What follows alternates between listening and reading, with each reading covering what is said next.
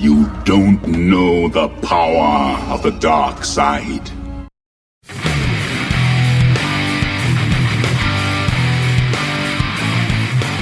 Broadcasting live from 38 Studios in Providence, this is the Go Ask Mickey podcast, helping you with the tips, tricks, and the tools needed to save you time and money on your next Disney vacation. If you have any questions, comments, or suggestions, send them to goaskmickey@gmail.com.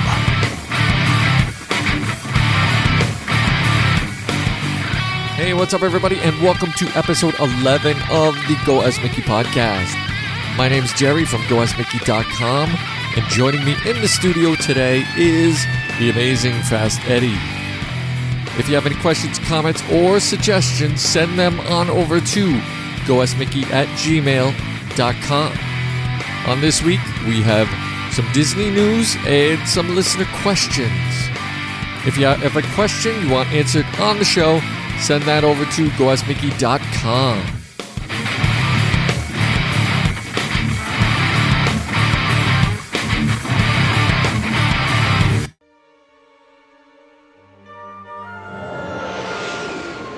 Hey, look at them down there. They think they're getting in. There's no way anyone is getting past us. Not on my watch. Unless they have breakfast reservations. What? Or it's extra magic hours. Extra magic what? Or if you're a really good singer. Any good singers out there? All right, knock it off. There is no way I want to hear any of them sing. Especially that guy. Oh, he probably sings as bad as he dresses. Nobody sings that bad. You're listening to the Go Ask Mickey podcast.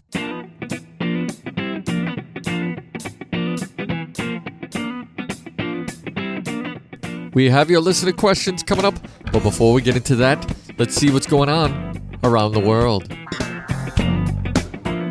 All right, this week in the world is the new Disney dining plan for 2018. One of the big incentives Walt Disney World offers is resort guests every year is the dining plan, which is only available for those staying on property and may or may not be a good deal for hungry guests looking to save some money. Depending on who you ask, the specifics of the dining plan change slightly every year, with different tiers offered, accommodations required, the usual stuff. With package bookings now available for 2018, we noticed a lot of the big changes have been made for next year's dining plan.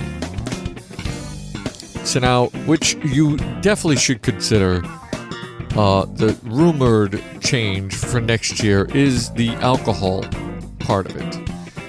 While beverages available as part of the dining plan have historically included soft drinks, juices, milk, coffee, and tea, next year, guests will be using the dining plan will be able to use entitlement for their specialty cocktails with their meals. This new class of beverages include artisan milkshakes, fresh smoothies, and even blended coffee and hot chocolate drinks. But perhaps an even bigger surprise, it is that confirmed with this new beverage designation, guests over 21 can now order a single-serving alcoholic beverage with their meal. Yes, folks, you can have a beer with your meal, which can include beer, cider, wine, mixed drinks, or even specialty cocktails. Yeah, baby. Though this addition probably doesn't change much if you are traveling with a lot of young guests. You'll just drink their drinks.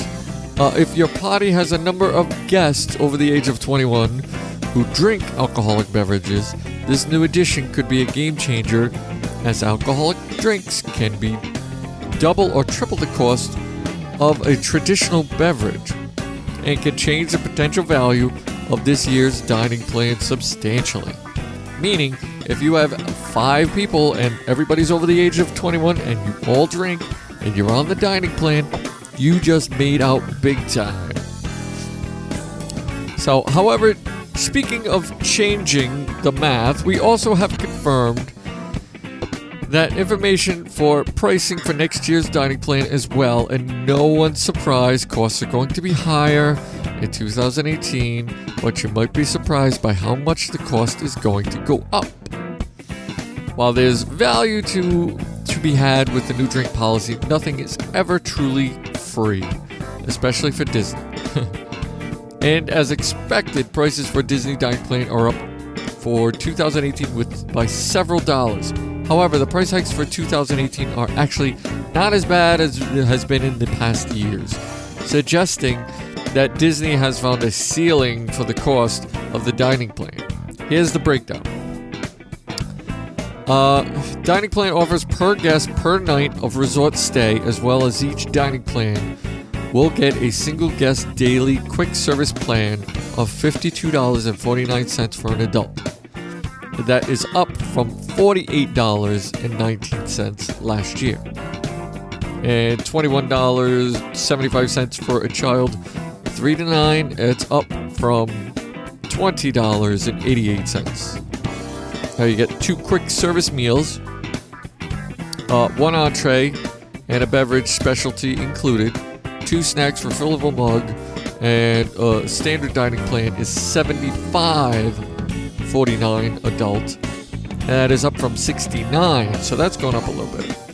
And $25.75 for a child, and that is up from $24.95 from last year. And a 1 table service, including a entree, beverage, dessert, 1 quick service meal, entree, beverage, 2 snacks, 1 refillable mug. That is for that. And a deluxe dining plan, woo, baby, is $116.24 for an adult. That is up from last year, $106.68 from last year's.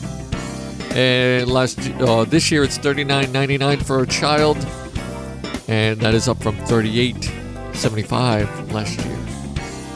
Though these price hikes are substantial, they're in line with what we've seen in previous years, and the added value of being able to get specialty drinks across all of the different tiers, representing a significant increase in value for those who would order these drinks at every meal anyways. Just 1 cocktail per day of $13 could make up the difference year to year, which is something definitely worth considering if you are looking to booking a package with a dining plan.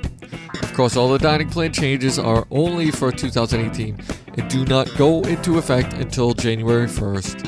So if you're thinking about planning a fall 2017 getaway with a dining plan, you'll be able to enjoy the lower prices. So basically with that plan is you're getting alcoholic beverages, and it goes up, the highest I think was $7. So it makes up for the beer or whatever you're getting in the long run. So it's not too bad for those who drink.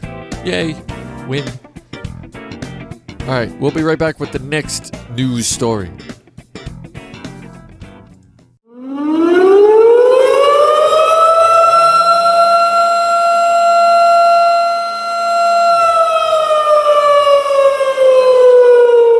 Scam alert, Walt Disney World hotel guests are being targeted. Walt Disney World is often the target of scammers of all varieties, mostly because there are a lot of people, which means a lot of potential victims. At any given time, Disney resort hotels accommodate families in 30,000 or more rooms. That's a lot of people. The latest scam targets guests staying in these rooms. Guests have reported that they received a call late at night requesting confirmation of their credit card information. It's convincing because they say they're calling from the front desk, and they even seem to know the guest's check-in date. So many of the would-be victims have been able to outsmart scammers, saying they would take care of the issue in the morning, thus avoiding the scam that could result in unauthorized charges or worse, identity theft. So basically, they're calling late at night, and they're asking for information. So the scammers call late in the evening and say that they've been trying to contact you and have been unsuccessful, and this gives clout to why they're calling so late, since most people are not in the hotel rooms during the day. Now, how to avoid it? No one from Disney will call you after 10:30. And if for some reason they need to get in touch with you at that time of night, they can ring your room silently and leave a voicemail indicated by a red light flashing. What's more, the Disney cast members will leave a voicemail if they try and are unsuccessful to reach you. So if they can't get a hold of you, they're going to leave a message for you to call them back. So do not fall for this.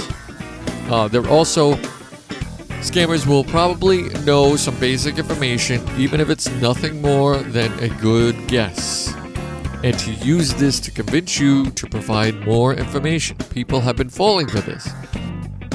Never give any personal information, including your credit card, over the phone.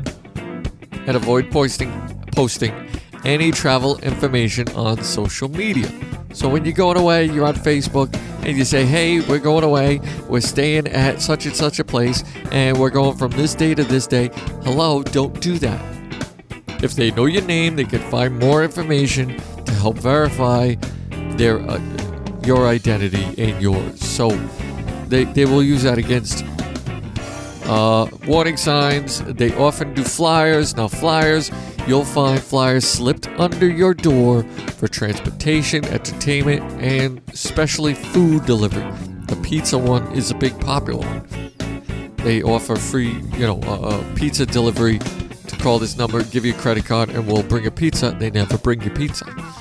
Some of these flyers are legitimate companies, but none of them are allowed on Disney property. If you really wanted to order or take out or take advantage of another service, ask at the front desk to verify the authentication of the company from a flyer, even a phone book. Even if a cast member says it's legit, it's still a good idea to avoid giving a credit card number to pay for it. So they'll pay them in cash when they arrive. That way, if they don't deliver, you don't get paid. Otherwise, you could pay for the food that never arrives. Unfortunately, Disney World is a prime target for scammers, and it's because a lot of people go. You don't think it's going to happen. It's the most magical place on Earth, but you still need to keep your wits about you. So don't fall for this. All right, that is this week's Disney News. We'll be back with some listener questions right after this.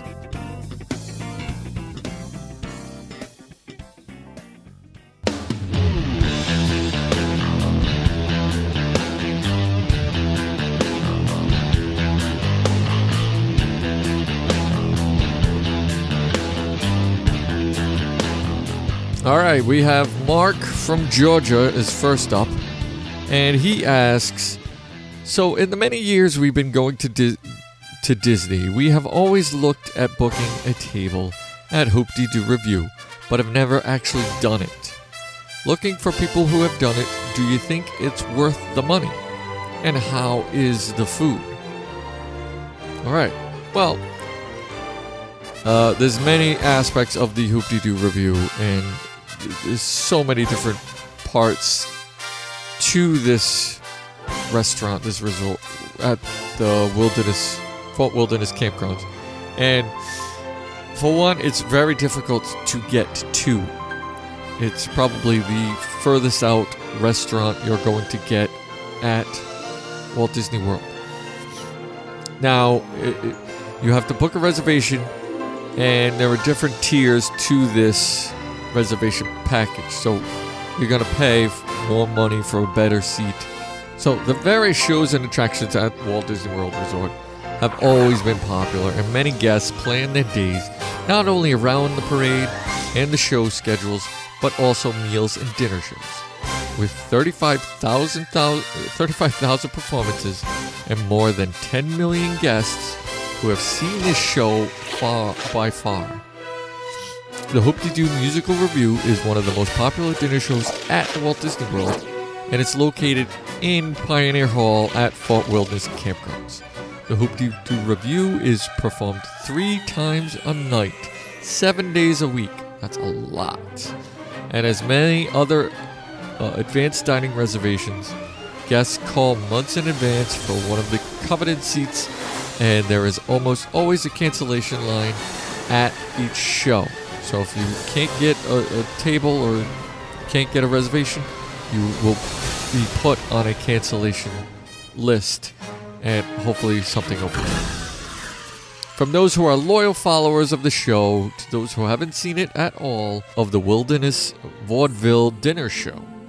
Now, Ron Meekler, who was the creator of many classic pieces of entertainment for Walt Disney World and was involved in every new show at the resort, was one of the creators and writers of the Hoop-Dee-Doo Musical Revue.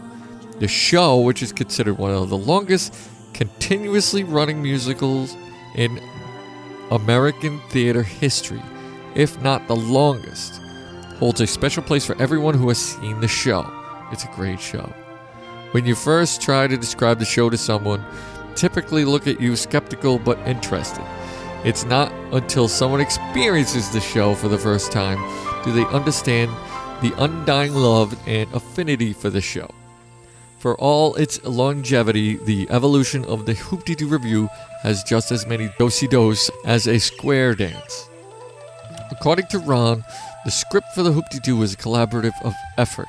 The writers, as many Disney shows and productions, tried to incorporate something that was a nod to Disney legacy. In the Hoop-Dee-Doo Revue, it was Davy Crockett. Davy was woven in by playing off a coonskin cap and killing the bear. A large selection of the show is The Legend of Davy Crockett, complete with bear puns and jokes. When asked how much of the original script was changed over the years, Ron said the script is exactly the same from 1974 except for one thing. When the show first started its run, in the show's finale, the troupe could ask the audience to stand up on their chairs with the red and white checkered napkins in their hands and wave them high above their heads. Well, due to safety issues and liabilities, that part was discontinued. Other than that, everything else is virtually the same. The cast follows the script for each performance, and however, some of the cast members who typically have been performing the show for quite some time will ad-lib from time to time. So you get a little different flair every show. A 1974 brochure states, the Pioneer Hall show features Frontier Entertainment Nightly and two exciting dinner shows. Adults are $11 and children are $5.50. Today, the price structure is not based on adults and children, but also seating sections are categorized. Price changes from $25.99 are up to $50.99 for children. So the Hoop-Dee-Doo runs 3 shows every day, and in all these years, the menu hasn't changed much either. The salad course, along with the cornbread preset on the table. When the players come bursting through, they get the show started, continue until the main courses are ready to be served. And at the time, the servers come through the dining room, literally slamming small kettle plates of fried chicken, smoked barbecue ribs, mashed potatoes, and country-style baked beans on your table, but right down on your plates. For dessert, originally it was apple pie. But now the Pioneer Hall players not only introduce the dessert, strawberry shortcake, but the servers come parading off the stage with the desserts to the table.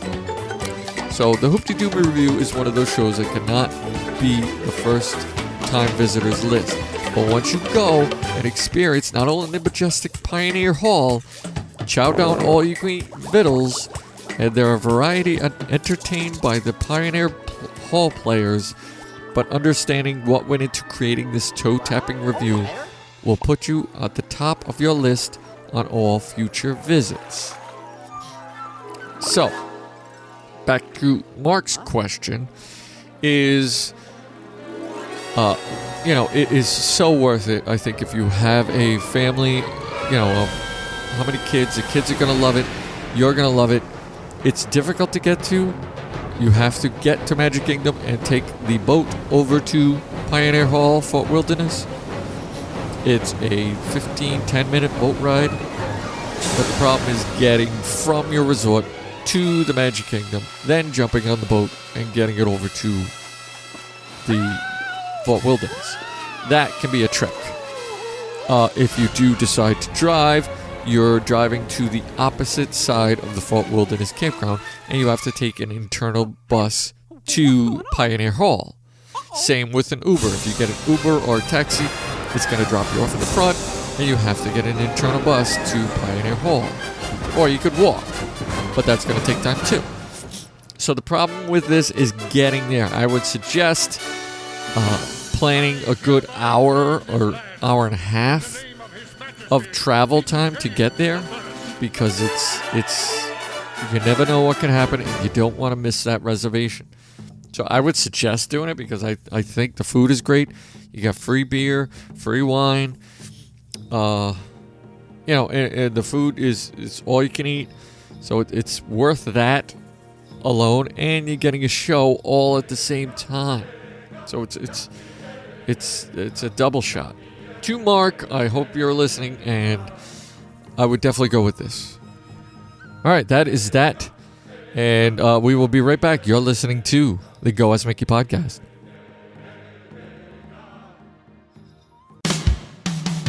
Bud Light presents Real Men of Genius. Real men of genius. Today we salute you, Mr. Hot Stock Tip Giver-Outer. Mr. Hot Stock Tip Giver-Outer. Why go to professional analysts when we can get inside information from your brother-in-law's sister's fourth cousin's stepfather? On your mother's side. Sure, you may know absolutely nothing, but we know even less. Beep, beep, beep, old dummy. Your motto, buy low, sell low. Get other people to buy low and sell low. Keep hope alive. So crack open an ice-cold Bud Light, oh Titan of the Tip. Although you're always wrong, you'll always be our Mr. Right. Mr. Hot Stock Tip Giver-Outer. Bud Light Beer, Anheuser-Busch, St. Louis, Missouri. Okay, on to the next question. All right, the next question is from Chewbacca. Being that this person did not leave their name, I'm going to call you somebody from Disney's characters. So this week you are Chewbacca. My wife's parents are wanting to plan a trip for a group of 12 to Walt Disney the last week of July 2018, arriving on a Sunday and leaving on a Saturday. Since my family is the only part of the family that has never been to Disney, so they've been 4 times and Disneyland twice. I have been asked to be in charge of the planning. We have been in the parks as a group with my side of the family, but we have always stayed off-site through my brother's timeshares. For this trip, my wife's family wants to stay on site so they can experience everything. An estimated budget would be to do this in less than $20,000. Wow! Holy smokes. We have talked about doing a 2-room villa and a 1-bedroom villa at Old Key West to accommodate us all. We have also talked about just getting 3 rooms at either a value or a moderate resort. And we are planning a 4 days of tickets and the middle of the road dining plan. There will be 6 adults and 6 kids, ages 15, 12, 10, 9, and 1. My first question is, where and when do I start? Okay. Well, all right, let's start with the hotel. Now, for a hotel, I tried to find a resort or a category that's pretty small, since Disney can't guarantee you rooms next to each other. And since you never often get your room requests, I tried to book a room category that gives the best chance of getting what you want. For example, touring plans shows that there are 32 pool room views total at French Quarter, and is spread out over 4 floors in 2 buildings. Now, worst case scenario, you guys would still be relatively close to each other, meaning that if you were to get a pool room view, there's only so many at French Quarter. So for you to get 3 or 4 rooms, yeah, I think he said 3 rooms. So for you to get the 3 rooms, you're pretty much okay with that. Now, if you were to stay moderate, 3 rooms at a moderate is, I think, just about $5,000. You could try getting 2 suites at Art of Animation, and that would cover the amount of people that you have. That you would have a better chance of getting rooms next to each other because it's only 2 rooms. And if you were to get Pop Century, I would try for like a value over there. If you were considering the value, you might be spread out, or you could try getting the preferred, so you're closer to each other in the front, and that's going to run you probably $3,000. So you're looking at like $5,000 for that. I don't know what your flight budgeting is. You're talking probably 6 adults, 6 kids, so that's 12 people. You're looking at, depending on where you're coming from, you didn't mention that. So I would rough estimate that to be at least $5,000 for that. So now you're up, $10,000? And you need hoppers, so 12 people, Sunday to Saturday. So you're going to be staying just about a week. You get some park hoppers, 6-day park hoppers. You're talking $5,000, and then you got to throw food on top of that. So right now, travel $5,000, hotel $5,000, and hoppers are $5,000. So you're at 15. Now you got to feed everybody. So yeah, it can be done. It can be cheaper. If you go to Pop, or if you go to the Value, you could do it cheaper. And on top of that, you still have to look for any discounts. You got to keep your eye open for any discounts. They come up with all sorts of discounts. You might get hotel room discounts. You got to get free dining. Who knows what that? This is in July, I think you said. So probably not free dining, but you could probably get a room discount. So that will save you. So I would definitely call and talk to somebody about booking and getting a possible package. Because you're traveling with 12 people, and they also have a travel with booking that you can get. It's called a travel with, and you get rooms next to each other in a block, and you get a travel with number, and make sure you get that travel with number, because that will guarantee you to be all together. So if you're getting 3 rooms at, say, Riverside or wherever, make sure you call and ask for a travel with number for the 3 rooms, and they will put you together. Doesn't mean you're going to be close to the front. You could be far in the back, wherever they put you, where they can get 3 rooms together. That's where you're going to be. So I would try going with the Art of Animation, because you can get less rooms with more people in them, and you're better off getting the 2 rooms together. And the buses are great over at Art of Animation. You get, plus the kids would love the pool. The food court is great. So I would suggest a Art of Animation. Go with that. See how that. Just keep trying different numbers. Throw the numbers around and get an idea of where to start. And definitely get the tickets now before they go up, especially next year. They always go up every year, so get your tickets now and get locked in on these rates. The dining package just came out, so you can get a dining plan with that and have that paid for. So, good luck with that, and let me know how you make out.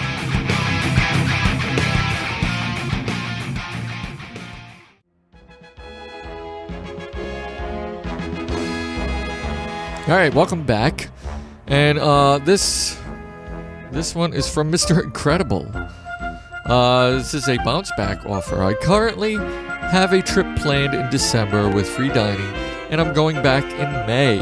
I was wondering if I would be able to apply a bounce back offer for my trip in May while I am there in December.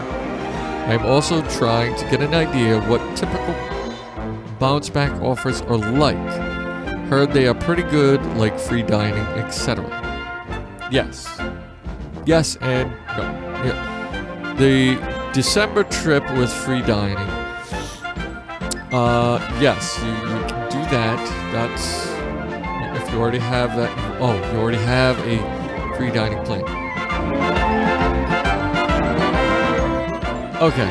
Yes, you can get your bounce back if it's available in your room. Now, usually they offer them in your room. You could ask at the desk, but they're pretty clueless. In the book, the little booklet that they give you in your room, there should be a little flyer in there that says bounce back offers. And you can usually get bounce back offers for certain times of the year. Now, you said you're going back in May. It might not be available for May. Usually it's the, the fallish, summer, fall time of years. So I don't know if you'd be able to apply that in May. If anything, you could probably get a room discount. I don't know if you're military, you can get a military discount. If you are military, so they do offer that. But as far as getting a bounce back for that May, I don't think you'll be able to. But see what they have to offer. They do have free dining. That's usually the bounce back offer, but it's usually offered while the free dining is going on. So, being that you're on free dining, the odds are pretty good that they will have that bounce back in there, but not so much on your side as far as when it's going to be, and May is not looking like it probably will be then. But try it anyways. I would definitely call. They have that number there. Call and ask them if you can apply that to that offer. It doesn't hurt to ask. Other than that, good luck, buddy. Enjoy that free dining, because next year I don't think it might not be there. We will see. And on to the next one. All right, this next one we have is from unknown. So we're gonna say Donald Duck. Okay, check out.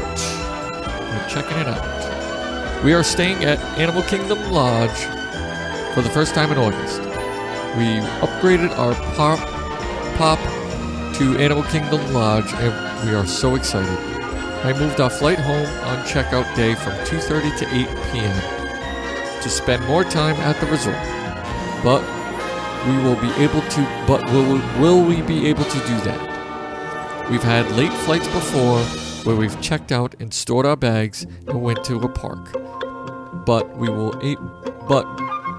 we be able to use the pool and do other resort activities after we check out?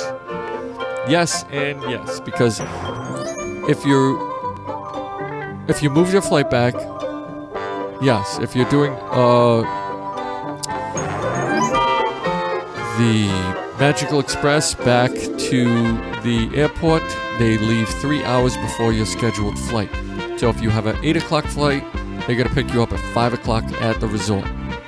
Now, you can ask for a late checkout on that day, which is a 1 o'clock checkout. So you can check out at 1 o'clock, and then that would give you 4 hours to hang out.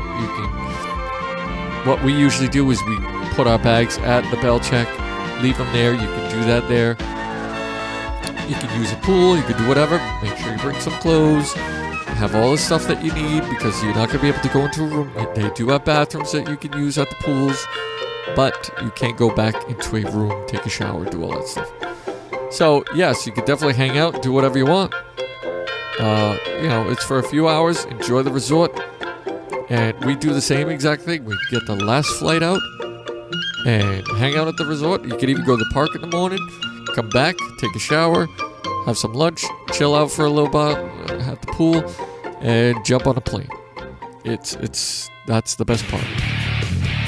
So good luck with that. Enjoy Animal Kingdom. That's one hell of an upgrade. That's totally awesome. So good luck with that. All right, that is it for this show this week. I'd like to thank you all for downloading and listening and sending. For those who have sent in those questions, give me an email. Let me know how you made out with those. If you have any questions you want answered on the show, send that over to goaskmickey.com or at goaskmickey@gmail.com. Other than that, until next time, Disney Nation, rock on.